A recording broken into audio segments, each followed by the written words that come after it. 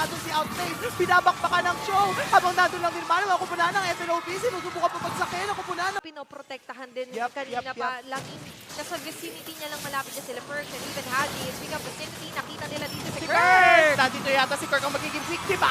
Tapos mapapalalim pa si Brusco. Walang malakas sa lima. Kahit kabayo ka na may hili, ikaw ang babagsakin. Naman double kill for Kelra! Every the King. Si Kelra susubukan. Nangyaring clash na yon. And Hindi with na that pala, triple end kill, na. gusto nila yatang tapusin agad. Itong game number 1 na ito, Ate Yanara. Oo, pero pabuhay na rin naman si Brusco. Pero si Kirk ang babagsak ulit. Wala na yatang minion. Wala na bang minion? Pero mababawasan pa nila ang kanina ng mga base. Si Brusco yatang susunod magiging biktima. May isa pang King wave. Kong bumagsak na. Tapos Ako. yung minion wave dito sa mid. Paparating na si Kelra ang bubuhatin ni Lord JM. Susubukan niyang sumayaw with his dance for. Super Pero Prince. apat laban sa dalawa. Matinding pagdepensa ang gagawin nila. Pero Blacklist International susubukan lang kunin